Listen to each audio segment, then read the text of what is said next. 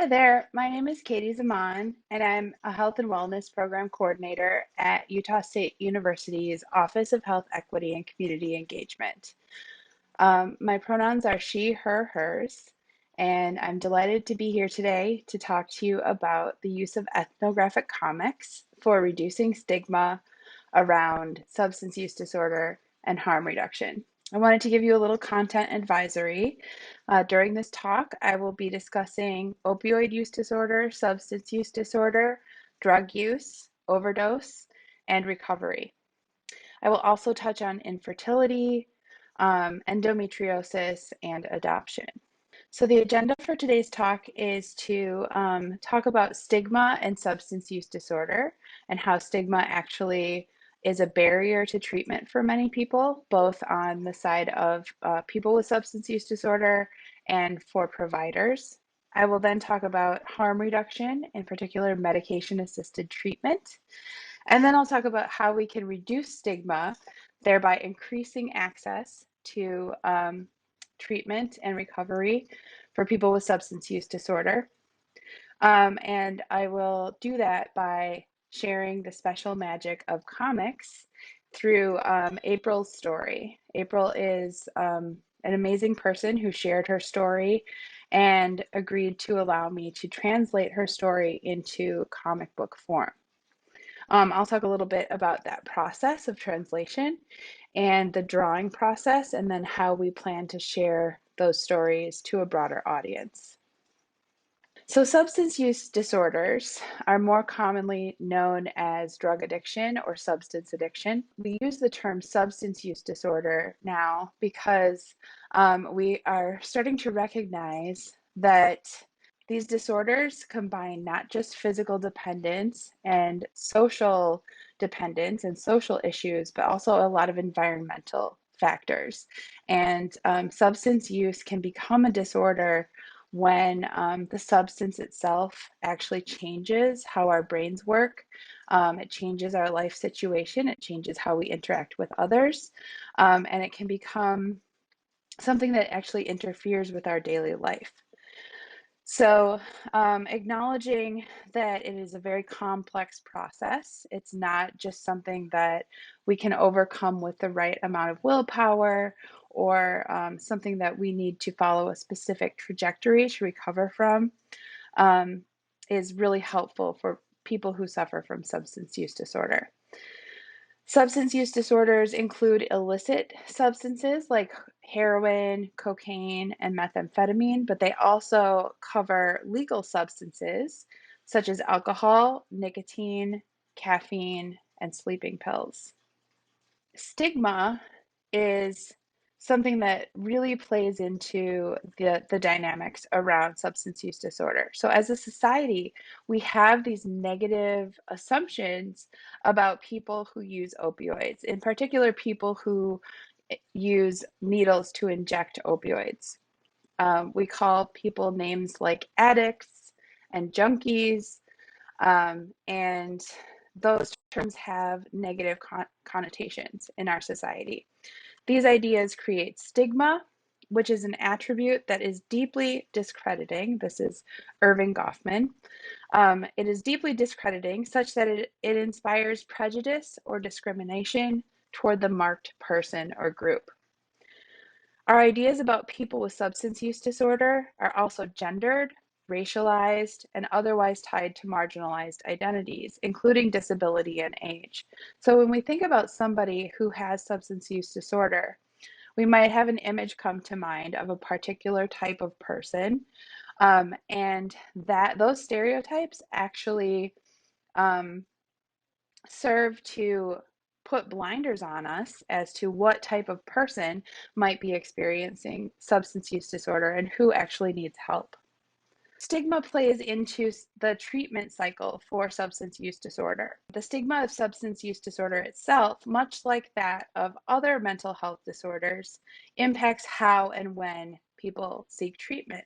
People may feel that they don't want to receive that diagnosis of substance use disorder because of all of the negative connotations that come along with the term addict, for example.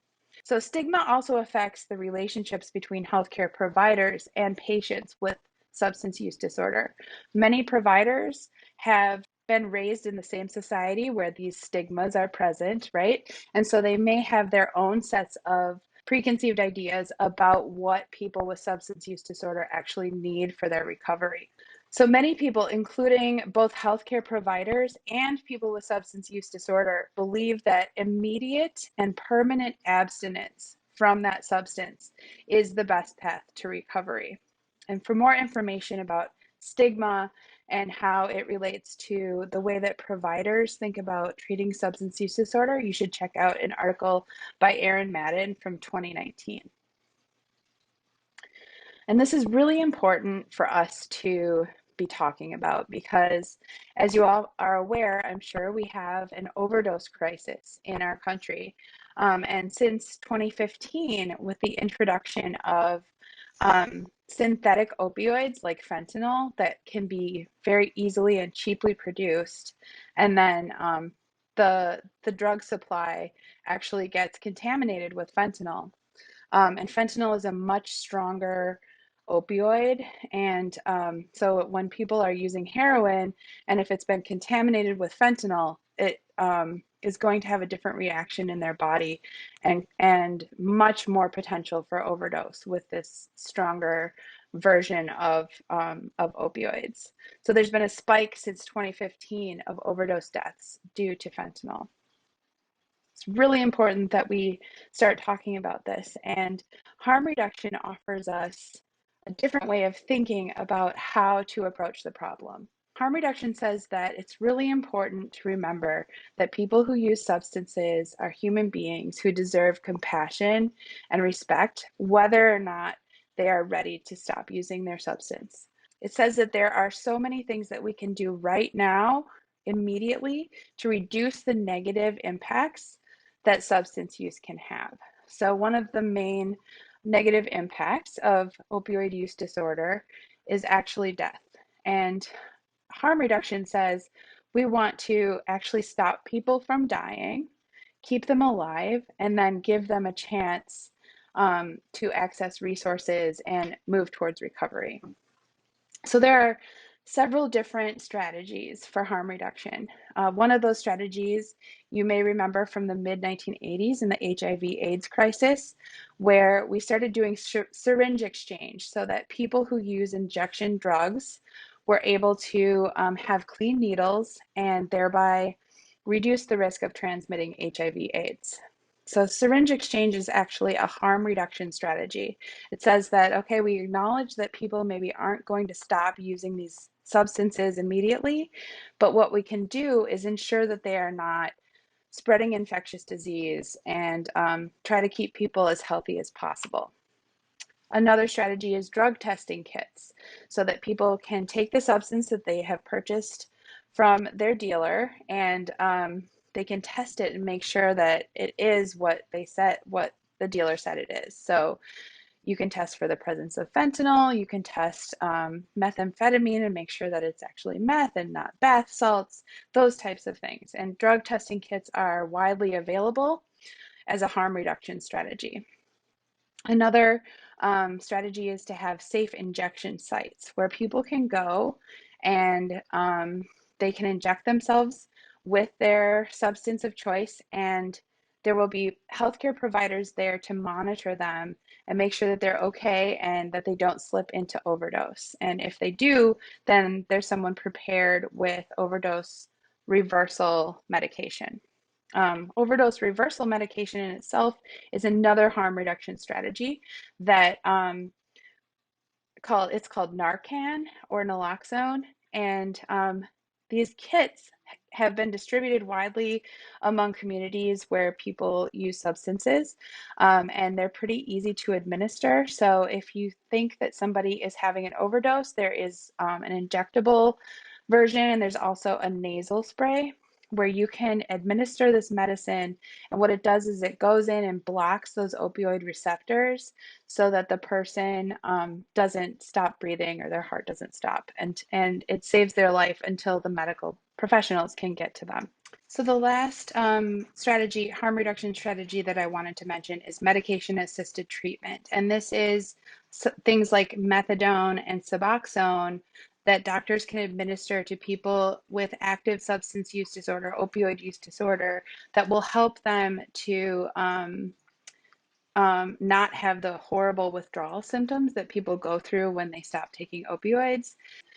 So these have been shown to be very effective strategies and very helpful, both to reduce the negative effects of substance use that people often experience when they have substance use disorder, and to keep them alive in order to help them on their journey to recovery. And it's really based in these fundamental ideas of compassion and meeting people where they're at.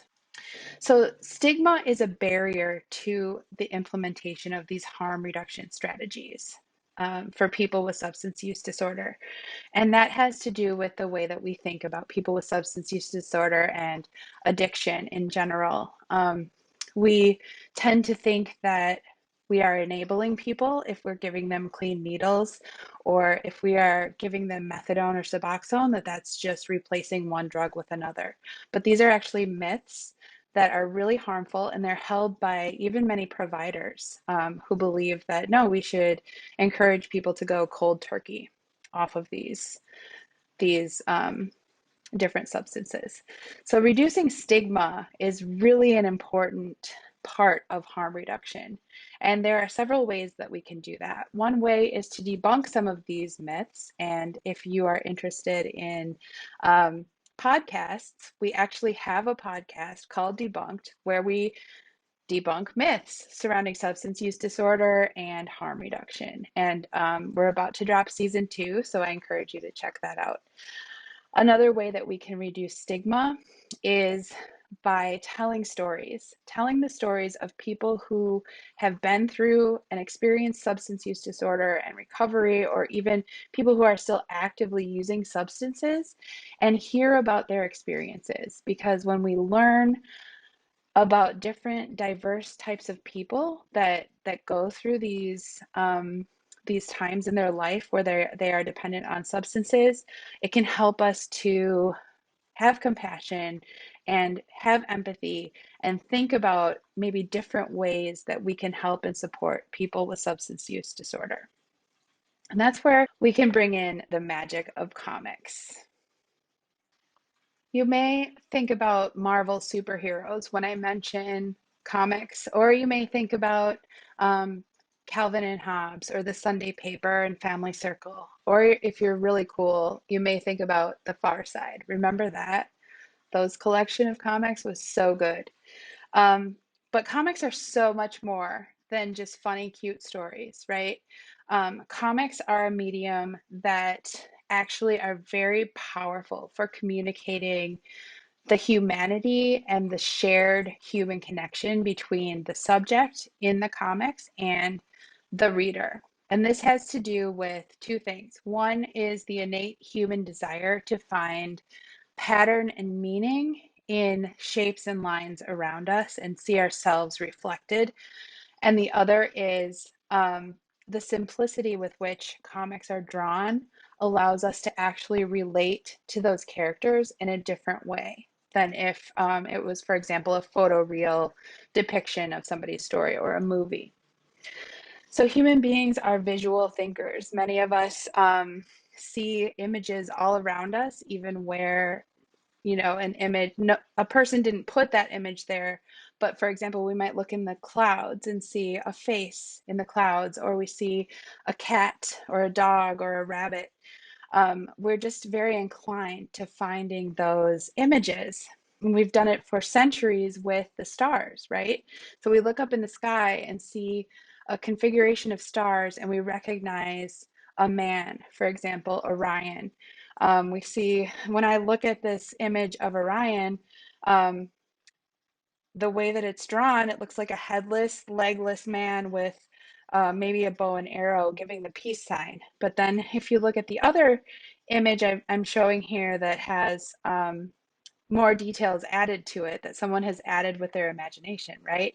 You see that Orion is actually, he's got a club, and he's holding a fleece and he's dancing or he's jumping, and he very much has legs and a head.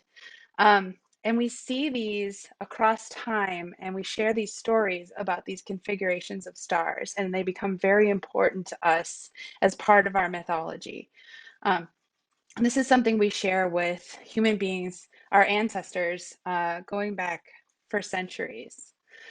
So that type of visual thinking comes into play when we look at art, and we like to complicate it. So we like to put things in museums, and we like to have these like complicated ideas about periods and expressions and what the artist actually meant, but it's really much simpler than that.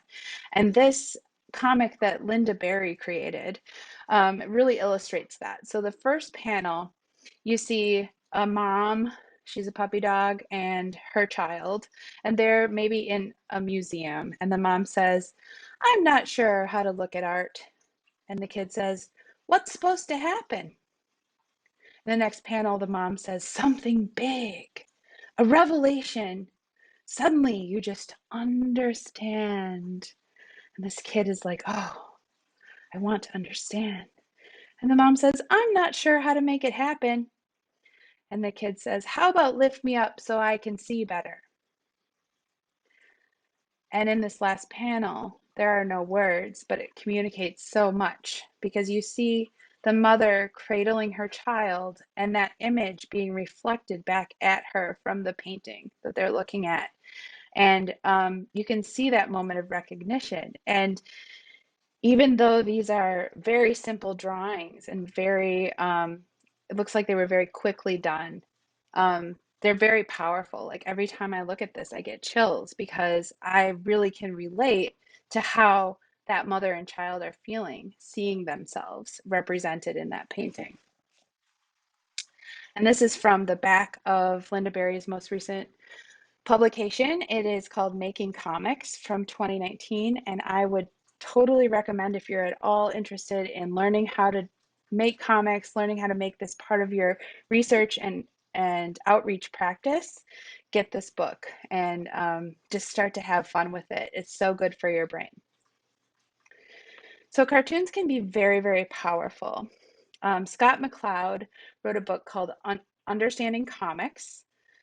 And in that, he talks about how simplified drawings add something to a story that photographs can't do.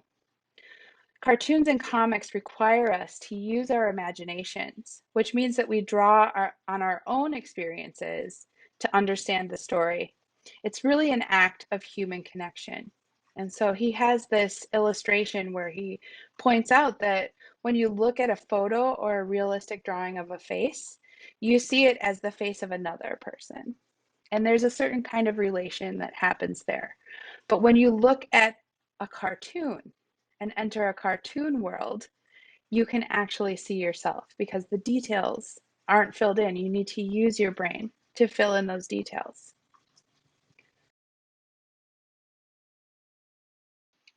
For this next part of my presentation, I'm going to show you how I took a narrative and turned it into a comic.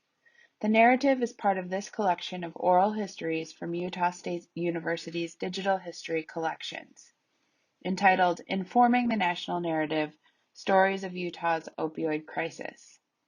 This is a collection of 31 interviews with audio and transcripts of individuals from 9 Utah counties who have a personal connection to the opioid epidemic. For example, people in recovery, family members, treatment providers, and other similar people. April participated in this project under the pseudonym Allison, but she agreed to use her real name for the comic. I contacted her last September to see if she was interested in working together, and she happily agreed. She immediately sent me a Facebook friend request so I could go through her pictures and get a sense of what she looked like. My first step was to listen to her interview and create a linear timeline from the pieces. Once I had a general storyline, I called her to double-check accuracy and to get her input on some of the missing pieces. Once I had the storyline sorted out, I drew the panels. I sent the drafts to April and she asked for a few small revisions, and I finalized the panels. They will soon be sent to a graphic designer for coloring. Her story will be published in a book with other stories from this collection, and we will distribute it with Utah Humanities through their book festival and through reading groups. We will also distribute the comics online through our social media. We have spliced together the audio from April's oral history with the comic panels so you can get an idea of how it was translated and the impact of seeing her story illustrated. I hope you enjoy it. We have a huge family, so there's 9 girls and 1 boy, plus 3 siblings that are all adopted siblings. I grew up with loving and supportive parents. They're just great, wonderful. My dad was a really hard worker. He always had 2 to 3 jobs. My dad is a professor and for computers, and then he is also, what else? He has his own business finding guys, people like that flee the country and stuff. And so my dad was always out of the country a lot, which was kind of crazy growing up. I always knew I wanted to teach, be a school teacher, because my 2nd grade teacher was amazing. My 1st grade teacher was horrible. So my 2nd grade teacher was absolutely amazing, and so I knew I wanted to be a teacher. So basically, I always had a job pretty much since I was about 15, 16, babysat. I started kind of tutoring kids on the side, which was really nice. Tutored them in reading. And then I moved to Alaska right when I graduated, and I worked in a fishing cannery, which was really crazy work. It was like 20-hour days. It was pretty intense, 7 days a week in Ketchikan, Alaska, at Ward's Cove Packing Company. I did that with my sister Aubrey and my best friend at the time, and we went out there, and it was my sister's 2nd season, my 1st season. So went out there and did that. After that, we met some really good friends. I started playing a lot of guitar from friends that were in the cannery, and a lot of them lived in Oregon, so I moved to Oregon. And when I lived in Portland, Oregon area, and then I went to school at Western Oregon University. And I was working there at the physical plant. And at the physical plant, it was on campus of the university. And it's a really good teaching school, one of the best in Oregon. So while I was in school, in college, I was at the physical plant, and I would do anything for like any repairs that would happen that I'd have to do, painting, just like small home repairs that I'd have to do on the campus, like patching up holes, stuff like that. And it was a lot of fun. So I got cut on my hand, like right here, on my finger, my pointer finger on my left hand. It's barely visible. And that's what did it. That's when the beast came.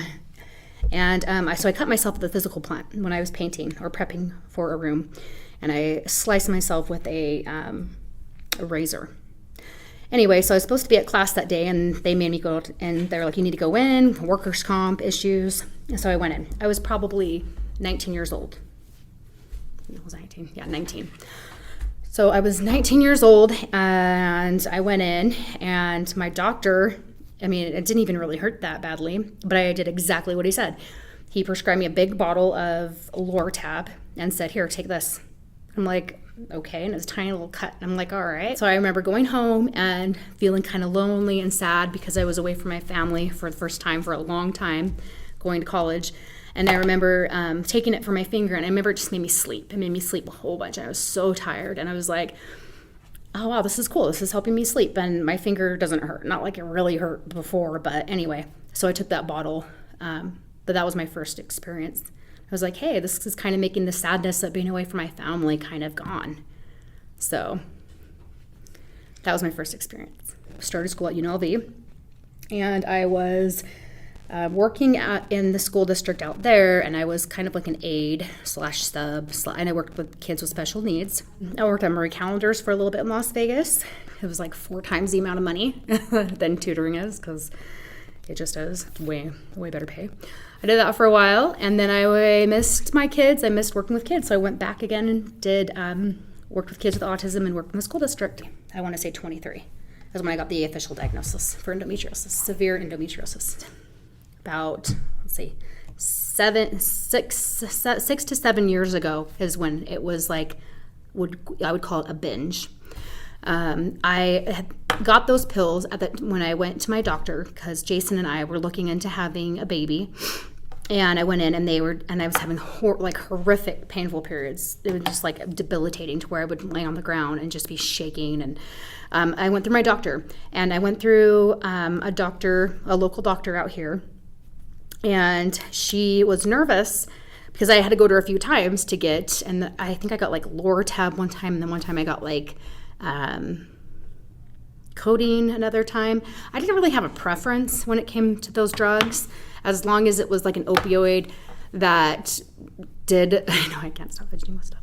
As long as it was an opioid that did the trick. I didn't like muscle relaxers. I didn't like anything. I would say most like Loretab, Oxycontin, codeine, those things. And so so I went to a doctor out here, and then it was so severe. I had one doctor though that made a difference. He intervened, and he actually said, and I was still in denial that I had a problem. And he said, I went and saw him, and he was like, he filled in for my regular doctor that day. And he was like, I looked up your information on there. It looks like you come in every month to get stuff for your period. And he's like, this needs to stop. At the time I was angry, like, are you saying I have a problem? This is ridiculous. And I just remember going off on him, kind of like, that's not okay, blah, blah, blah, blah. And then looking back now in hindsight, I was like, wow, that was the only doctor that actually gave a crap, that actually like really made me, kind of put me in check. I remember him calling me later that day, and he was like, he must have talked to somebody. He's like, I'm sorry that I made you feel that way or whatever. And he's like, if you have issues, please let me know. And that was the one doctor that did that. And I think that they needed, I don't know, like, obviously if you're going to a pain specialist and you're getting tons and tons of stuff, like, there's an issue there. I mean, it was definitely my fault, and I shouldn't have I shouldn't have had access to all of that. I had so many pills. I was given so many pills, and a lot of them I didn't take because I wasn't like really into the muscle relaxers. I mean, I just wanted the straight opioids. So, doctors need to be aware. Then the next meeting I had with my doctor, again, she said, okay, I can't do this anymore because your endometriosis is too severe. You need to go to a pain specialist. And then I was referred to Utah pain specialists in, I don't know exactly where it was located, but so I went there, and that's when it just went downhill from there for a couple years. I was trying to have a baby with my first husband, and that's when I found out. Where I was at, it was either I had to have a hysterectomy, which meant no kids at all, or I could keep trying. And so for me, I felt like I was between a rock and a hard place. Like, there was no alternatives.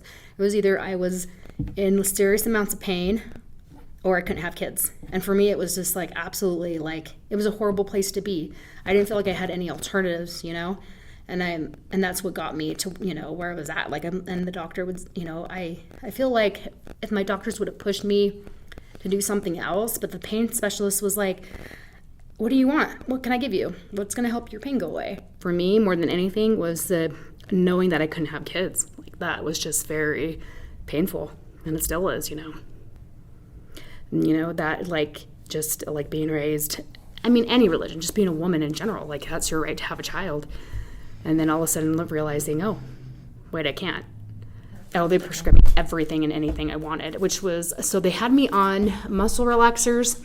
They had me on tramadol. I was on so many things. They had me on Oxycontin. There were just tons of things that she had me on. And I felt like in my mind it was okay because I was taking medicine that this doctor had prescribed me. So I was like, oh, this is okay. I remember at one point, like, looking at my cupboard, I was like, holy moly, it was just full of, like, prescriptions. And it was all from the same doctor, all from the same pain specialist. I was like, wow. Look at all these pretty pill bottles. We went through foster to adopt.